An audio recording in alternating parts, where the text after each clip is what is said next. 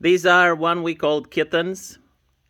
They can't see, they can't hear that well, they can't even smell that well. All they do is they sleep, eat, and they fight with each other. Like right there, you can see two of them fighting in order to get access to a nipple. And at this point in time, their claws, they can't pull them back in. They're always detached, and it's quite painful what they're doing. Like if you put your finger there when two of them are fighting, you actually get to feel the scratches.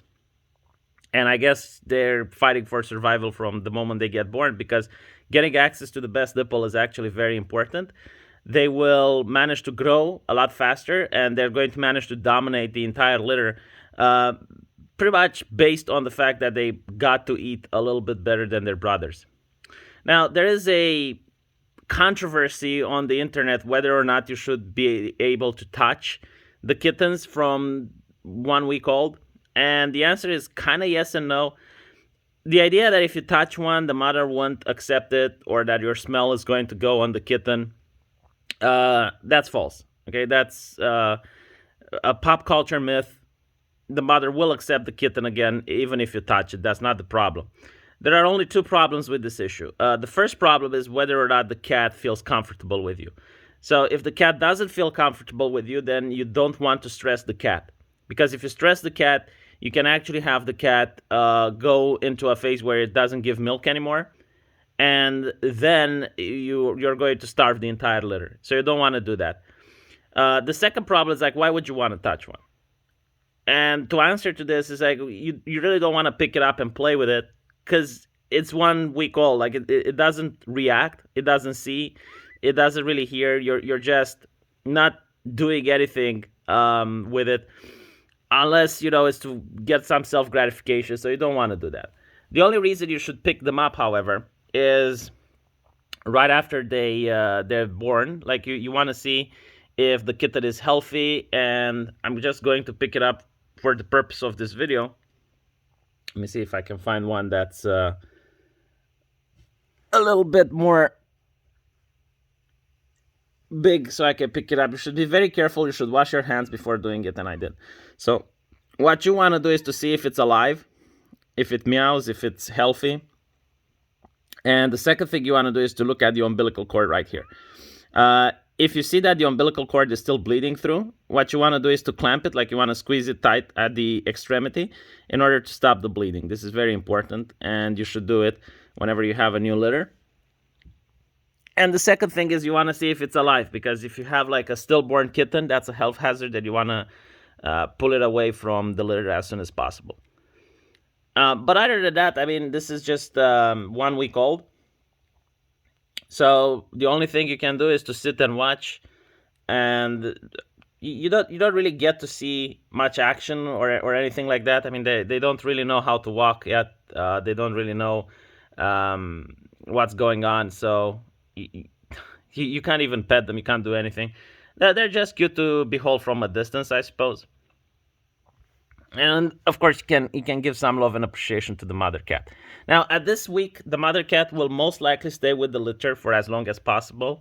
You're not going to see the cat go out and eat much. You're not going to see the cat go out to the litter box, except on very rare occasions. But you should know that's normal. Like, you shouldn't be worried for the health of the queen. That's how it's called. Look at them fighting there for the nipple. Yeah, and I forgot to mention that the cat is also very responsive. Like whenever they meow, whenever they make a sound, like she's usually going to get up to see what's going on. Cats are very caring mothers for predators. That's actually quite surprising, but they really love their litters. Right. So accidents that can happen. You might have a cat that doesn't appreciate the litter and abandons it, or you might have a cat that eats the litter. That's very rare, but if it happens, then I fully recommend spaying the cat, because chances are when she gives birth again, she's going to repeat the same thing. If it happens that the cat gives birth to way too many kittens, like let's say more than six, it can actually eat a kitten, and it will take care of the rest. And this is, I guess, like how Planned Parenthood happens in the animal kingdom. Like the cat will just assess that it doesn't have enough resources to manage to carry all of them, and it's just going uh, to renounce one of the kittens in order to save the others.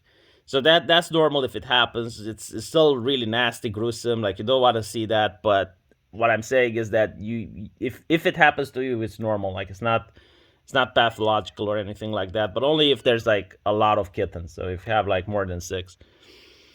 Though I got five, which is also a lot for one litter. But yeah, I mean, now I need to find the people to adopt them. I suggest like not give them up for adoption for free unless you know the person, because at least in my country there were some controversies where people would go on adoption sites, they would adopt kittens and then give them to pet snakes and whatnot.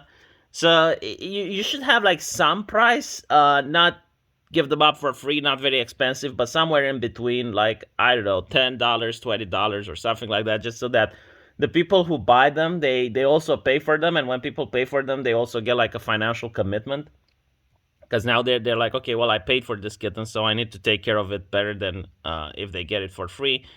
There are some Nordic countries that actually have this into legislation. They won't allow people to give pets for free, precisely because people don't really appreciate free stuff. So yeah, I mean that's my mentality. I personally will try to find family, friends, and people that I know that want kittens, and I know that they're going to take care of them. I don't want to just give them to a stranger if I can avoid it. And that's I guess pretty much it. I'm going to make more videos. I guess one a week, so I can show you the evolution, and then I can make like a time lapse. The next thing I'm going to show you is when they're opening their eyes, and that should happen when they're about 10 days old, so 1 week from now. And at that point, they actually start becoming cuter, and yeah, we're going to be talking more then. In the meantime, let me know what you guys think about these videos, because I get a lot of requests, but I don't know how many people actually want to watch them. So it's a little bit understanding, right? I'm also going to make sure that I fix the blanket, because right now the blanket is in such a way that the kittens keep sliding all the way down, and that's not a good thing. Yeah, so one more thing before I leave: make absolutely sure if you have kittens that it's a very clean environment. I always change the blankets. Always make sure that the room is clean. Always make sure that you're washing your hands before coming to the kittens.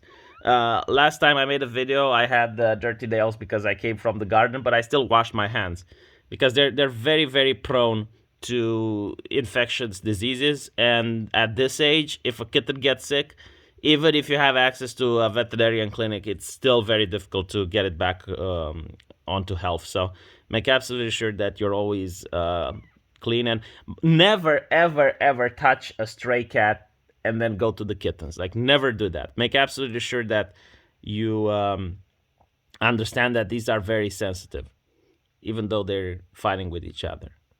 I think like this kitten is actually the biggest in the litter. So yeah, probably a male cat as well. All right. Well, hopefully you guys enjoyed, and I'll see you later on the actual political video. Take care.